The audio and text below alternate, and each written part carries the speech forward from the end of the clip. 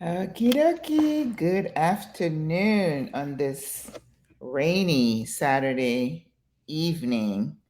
Welcome to the live. It's your girl Maggie. I am so happy to be back. I want to apologize. I could not be on the live last weekend. I mean, the house was a mess. I had the handyman here. We were tearing things apart. And for those of you who may not know, well, I don't think I've told too many people, I will be moving. So I was getting my house up ready to be listed, and we were able to do that this week. So we're making progress. And I have gotten rid of more than 50% of what was in this house. It looks good, like when you're showing your house, you never want it to be cluttered. They always want you to show the space. So I think I've accomplished that, but I look at my closet, I look around, and I'm like, I still got stuff. I've got people come over and thinking carloads of stuff. It's amazing how much stuff you collect over the years. But anyway, it's about that time. I posted that it was a bit emotional when you're getting rid of your stuff. But then my sister-in-law said, but think about it. Somebody else is going to put life into your stuff. So we have to keep thinking that way so we don't mourn too long the stuff, the dozens of pair of shoes, all the suits that I used to wear that I can't fit in right now. And so I'm looking for like a charity to donate my clothes to women who are re-entering the workforce. So if anybody knows anybody um, in my area, I'll let me know. Anyway, I don't want to speak too long today. I want those live to become a little bit less lengthy because, the purpose of that is to whet your appetite for my course. So I don't want to give everything away. So I just want to tease you as to, my goal still is to just share with you all the tips and things that I have used over the years as a nursing supervisor that I felt have worked for me. People have told me have made me a good supervisor because you know what? The news is still not positive out there. A lot of people are still struggling in these facilities in terms of the workload. A lot of people are still quitting because the staffing is still atrocious. So we still got work to do. And, I kind of take my hat off to a lot of the DONs, administrators. In fact, there was one administrator who came on one of those sites and was open. He said, what do you want? What do you need from us? So I was encouraged when I saw that because to me, he was kind of opening the lines of communication. And I think that's one of the things that was missing, where managers really did not have their pulse on what is going on in their facilities. And it could be because they're not engaged, and not being engaged, you could say, well, I'm busy. I get that, but you really can't afford to not be engaged in this day and age when you are dealing with so much in your facilities. Reimbursement issues, pressures, infections, that in addition to all the things that we in healthcare worry about, patient satisfaction, readmission, infections, staff satisfaction. Staffs are um, they are protesting. They're on strike in California again, and it's like there's never a dull moment. But at the end of the day, you have your loved one in these facilities, and this is what really concerns me. That look at this hair, you know. I'm getting there, and the thought of me being in one of those facilities just I cringed. I would not want to be in those facilities where I worked. So I know it is a place that people end up, but I know that people, if they had a choice, would not want to be in a nursing facility. So knowing that, we really have to work even harder to make it a place that is semi comfortable, happy, and safe. right? And I know we all strive for those ideals, right? It's just that life gets in the way and we just can't. People really can't. Anyway, today the point I wanted to briefly touched upon one of the previous lives. I talked about when you get a new position, then it's like, what now? Okay. And I made a distinction as to were you promoted or did you apply for a position that you were not even, um, in a location that you're not familiar with, right? So, because the dynamics may be a bit different, because if you know your facility, and sometimes you might think it's an advantage, it may not be an advantage, because then you're going to be dealing with being in a different work category with people, supervising people you were in line with, So that present its own set of challenges where your previous peers now are working under you and they are accountable to you and reporting to you. So that could create some difficulties. But anyway, once you get the position, and if you want to go back and look at the previous video, please feel free to do that. But one of the best thing that I felt, even from the time I was young, I remember in high school, it was the power of connection. Connecting with people. It's something that takes skills, it takes intention, it requires your attention. It's not something that is going to happen organically. You're going to have to pursue it, right? So, if, for example, this is a facility that you've worked at and you get promoted because you were identified as being skilled, as having potential for management, so they put you in that position. Hopefully, you didn't get offered the position just because you were there and available and there was nobody else, right? Because it's different. You want to make sure, and I talked about that. You want to make sure, do you have what it takes, right? Do your own self evaluation. And don't be candid or be in denial as to what you can, what you feel, that the skills that you feel that you have that maybe others don't feel that you have.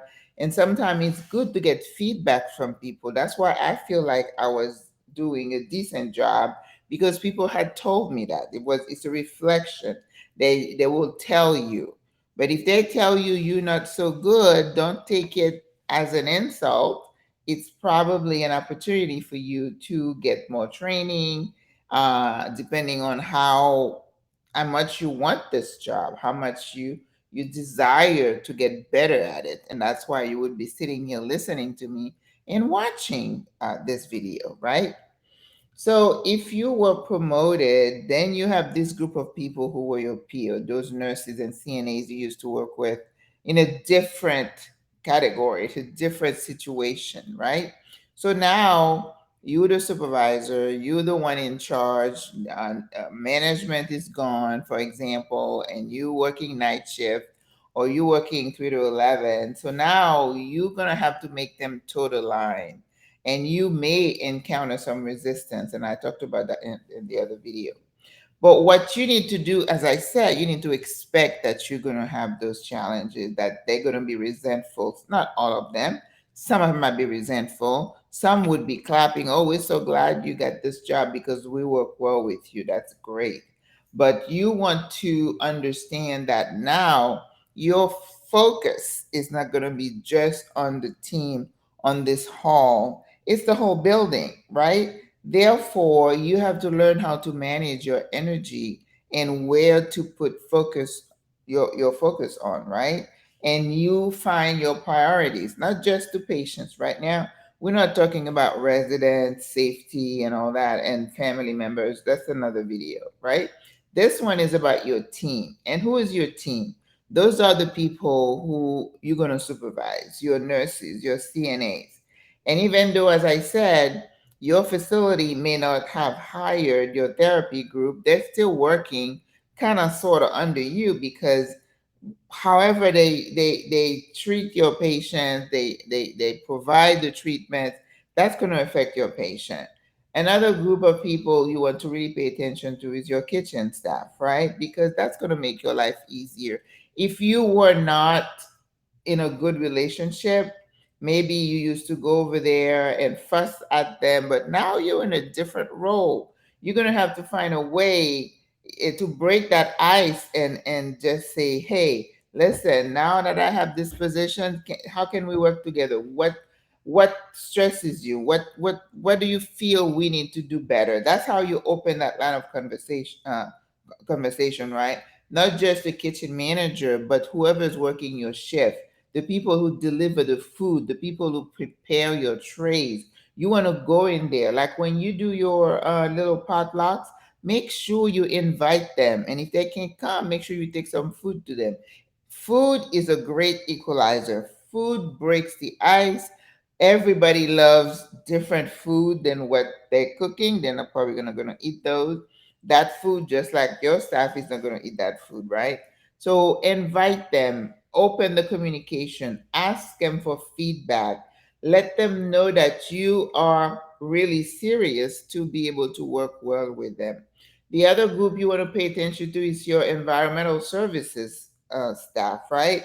Just because, I mean, it's not the ladies, usually ladies and gentlemen, who are making your beds, cleaning the room, cleaning the hall. You want to make sure you're really close to them. So again, even if you paid them no attention prior, now you need to consciously, intentionally approach that person and say, hey, I'm so glad to have you working my hall. I know my rooms are going to be spiffy clean. Can you please take this trash out? Blah, blah, blah. So once you open the communication with that person or those persons, when you're in a bind, it's going to be a lot easier for you to say, hey, I'm getting two admissions and this patient just left. Would you mind quickly turn up that room for me? And you know what I'm saying? Once people see that you value them, that they're not just this person, emptying the trash, that you really see them as part of the team,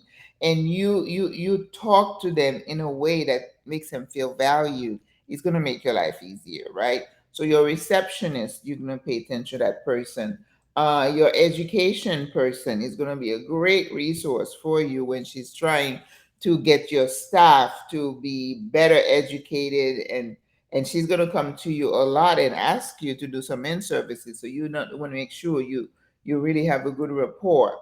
And hopefully you can have a good rapport with your director of nursing, your administrator. Hopefully they're visible and they're engaged and they're not just sitting in their offices and just not engaging their staff. Again, that's my experience. I don't understand how that happens, but I've seen that a lot. So but the bulk of your attention, of course, is going to be on your team, right? So you are familiar with the building. You pretty much know everybody. Kind of go ahead and go around and try to make an effort to connect even more, right? And if you see anybody new, please pay attention to that person. Introduce yourself, offer support, let them know that you're here. If they have questions, when a new staff member comes on, take them under your wing so you can mentor them and break them into the routines and what the expectations are, because there's nothing worse, as you know, if you just show up in a building, you don't know anybody, you're just hoping somebody is going to say, hi, my name is Maggie, and I do this, and I know you just got here. I'm here if you have any question. How nice is that when somebody takes the time to come to you and offer to be a mentor and to show you the ropes? Because people pretend, they take the excuse, they give the excuse that, oh, I'm so busy. And that's happened. I would assign a new nurse to one of the nurses. They're like, oh, I don't want to do that today. Put her with so and so. Like you just throwing that person away. How is this new person feeling? Does she feel appreciated? Does she feel like you're happy to have her join your team? People don't realize that words like that make a difference. And again, I go about saying it's culture, right? So I was able to tell a nurse one time, I'm like, why would you say that like that? How do you think she feels when you say stuff like that, right? But if you listen to me and you pay attention and you invest in creating a culture where we're like opening our arms to welcome new employees, if they watch you, all your managers, your supervisor team, if you model the behavior for them, then they're going to feel obligated to follow suit. But if they see you ignore, which is what I'm used to, they see you ignore them, why should they not ignore the new person? Okay? Whatever it is comes from above, and I don't want to say the word. They're watching you, just like in your family. Your kids will copy your behavior, you mimic your behavior, do exactly the same thing. Same thing happens in at the workplace. You know, I say that people think about connection in social circle, right? Outside, with your extended family members and other friends. But when you're at work, that is also a family unit. So the same interest and care that you take to deal with people outside in your family, in your social circle, you need to spend the same amount of time with your work family. You've heard people say jokingly, this is my work wife or my work husband, just saying how close the relationship is, right? So you need to pay attention and invest in creating those contacts. So how, let's say you are a new, let's say for example, this is not your building, you brand new in the building, right? And you got this position. Boy, you got your work cut out for you, right? First thing you need to do, understand, like I said, what is the job responsibility? What are the responsibilities? Get that job description, read it, ask questions, sit down with your DON and say, okay, what do you expect from me? At the end of the shift, what information do you want me to give you? So make sure you're giving her what she's asking for. Don't come with preconceived notion as to how you did it over there at XYZ hospital or rehab. Ask. Every building has their own flavor. They have their own, the way they do things. So you need to ask, what is it that you want? What information do you want? Because not all buildings are the same, and everybody runs their buildings a little bit different, right? So when you step into a position like that in a place that you're not familiar with, you have to spend time identifying your support system. So what I would do, I would go around introducing myself to everybody, right? And say, "This my name is Maggie, and I just got here. I'm just open to suggestion. I'm looking for advice on how I can do things, what has challenged you, what kind of issues have you had, what is something that is stressing you out, is keeping people from performing to their best." So ask questions, and then after a few um, weeks or days, you need to start identifying your support system. As I said, there is a book that talks about power, right? And it talks about how in an organization there are different kinds of power, right? You have positional power. That means you have your administrator, your DON, they have the power. But sometimes there is somebody, I remember I worked in one building and there was this girl, she was a CNA, but she had been there for years and she was a wealth of information. So when I got there and I wanted to know what the issues were, what was going on, how the building was run, who the buses were, and how things are, flowing, I knew exactly who to ask, right? She didn't have a title, but she was identified as being a person that had the information that I needed. So you need to spend time finding those people. We're not talking about a gossiper. We're not talking about somebody who just badmouth the building. That's what we're talking about. I'm talking about somebody who's going to tell you like it is. They're not going to sugarcoat it. They're going to tell you the truth, right? So take time to identify those people. It could be in dietary. It could be somebody in MDS. It could be a social worker. It could be um, environmental services. So just learn to connect with people. You know, if you're a supervisor, one of the key skills that you have is to relate to people, to be able to calmly have a conversation. And in conversation, you're going to get information, right? You don't have to ask for information.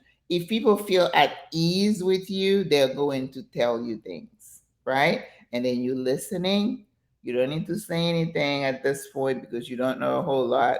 Listen and learn. Listen and learn.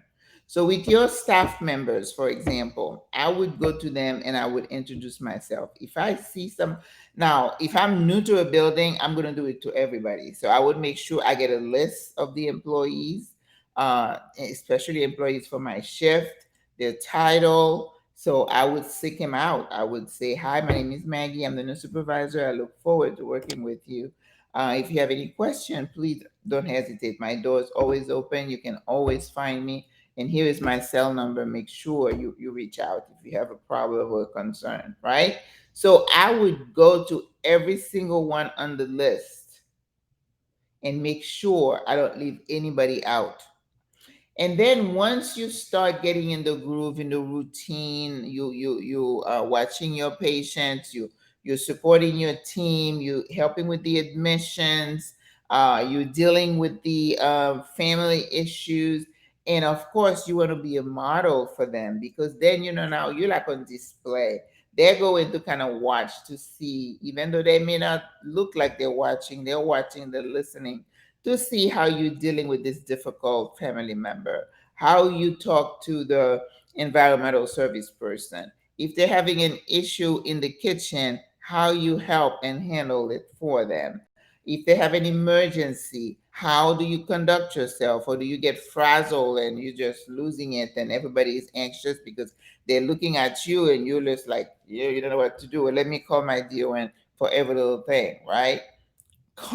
Being calm and being able to handle emergencies is a vital skill that as a supervisor you need to have. So if you are type A and you get frazzled very easy, that's going to be a problem.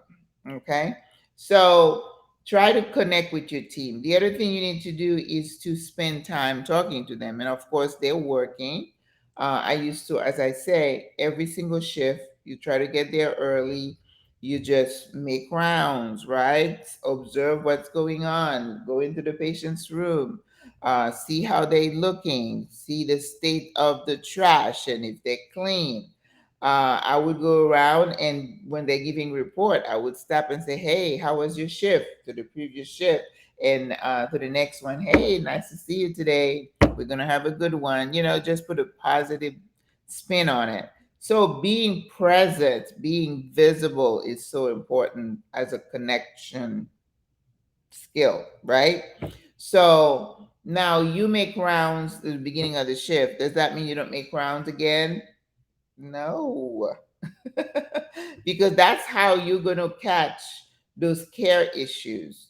The person who you never see, the CNA who's hiding behind the curtain, the nurse who's on her phone while she's supposed to be passing meds, um, the CNA who is just not caring for her patient or residents. You got to be visible. You got to keep rounding all the time. Don't just sit in a corner and don't do anything. And of course, when they're having lunch or on their breaks, it's usually a time I used to always I would stagger, when I go, I don't go at the same time because nobody tells you got to take a break after 4 hours or that's when you're supposed to eat your lunch. I usually would let them all take their lunch and then I go afterwards, right? And then you would cover for a nurse so she can go, and then go in the dining room and listen to the exchanges because you're going to have the CNAs there. They're going to be on their phone. They're going to be talking to each other and you just listening and you gathering data you gathering information. Okay. I talked about name, calling people by their name. Hopefully, if they're wearing a badge, I'm terrible with names. It takes me a long time to remember names, but I can read your badge, right? And then I'm gonna say, "Hi, Mary. How you doing? Hi." I'm looking at your name tag, and people want to. They like to hear their names being called. They don't want you to call them hey, or just to try make an effort to call them by name. Okay. Um, don't forget birthdays. Anything that you can celebrate. Make your workplace a happy workplace. Celebrate the small things. A thank you. A patient who says something positive about your team. Maybe you want to start having huddles, in the beginning of your shift because you want everybody to be on the lookout for this patient, or this one had a fall. Please pay attention. That one's not eating. That way, everybody can hear the information. And that's a good time for you to praise someone about anything, the most trivial thing. You're going to say, "Oh, Mary here got a nice compliment from patient in 206. They said she gave him such a good bath." And, again, as I always say, you want to praise in public, and then you want to mentor or correct or educate in private, but you praise in public. That is powerful. Okay. Um, Finding a reason to have potlucks. I'm a big, I'm a cook, so I'm always into food. I do breakfast, or I bring donuts, or I'll pick up a coffee for somebody. Something fell. I'll pick up a coffee for someone, an extra donut here and there, right? And I used to have monthly potluck, and people look forward to that. Some of them, probably it was too much, they can't spend it, but that's okay. Whoever could do it, do it. So if you can't, I know sometimes it's difficult, but find a reason to get people together, because when we break bread together, we create bonds. It's important. And also help him out. Don't be a supervisor that who sits in her office, never lifts a finger to help your team. Mm-mm. Not just the nurses, the CNAs appreciate offering to help to turn a patient, to get a patient out of bed, to put a patient back in bed. If they see the light and they see you answer it, they appreciate you for that. So make sure you help. Okay. Talk about learning their names. Make sure they know that you're open, that you're available to have an issue. And if they have any kind of family, personal stuff that keeps them from getting to work on time, or they have to leave early, don't make a big deal out of it. Be a human and understand, as long as it doesn't negatively affect the unit. Be a support system, right? Because as a supervisor, you got to wear all these hats, dealing with a difficult patient, because you want them to be able to deal with it too, but they need to watch you and to know how to do it. They need to watch you using good communication skills with everybody in the building. They need to see how you handle family members, and they need to watch you to see how you handle the not so nice stuff. Because if a staff member is not performing up to standard, and they say that you just let it go, you don't address it, you're gonna lose their respect, right? So connecting doesn't mean you let everything go. Connecting means I'm making an effort to get to know you, to communicate with you, to communicate what my expectations are for you, and for you to know what the expectations are from me, right? So it's you are on display, you being watched. You need to make sure you are present, you're fair, you are friendly, you are firm when you need to be, and you treat everybody the same. So, connecting, be a support system. And also you want to be the expert. You need to be the go-to person, right?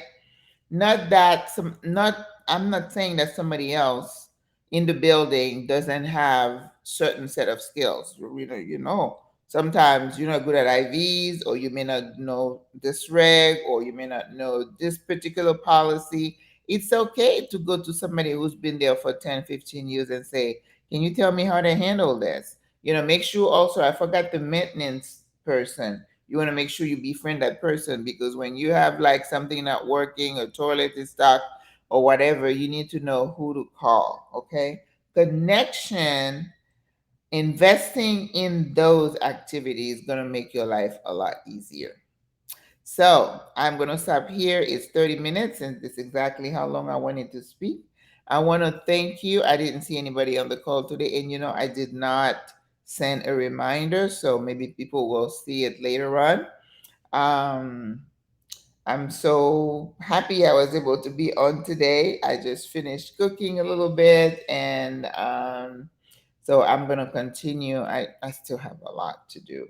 But anyway, I want to thank you for listening, for joining, and hopefully you find a few of these tips helpful. I again want to stay consistent, which what I promised I was going to do, and that's what I'm trying to do. So I will see you next weekend, and God bless you. Au revoir. Bye bye.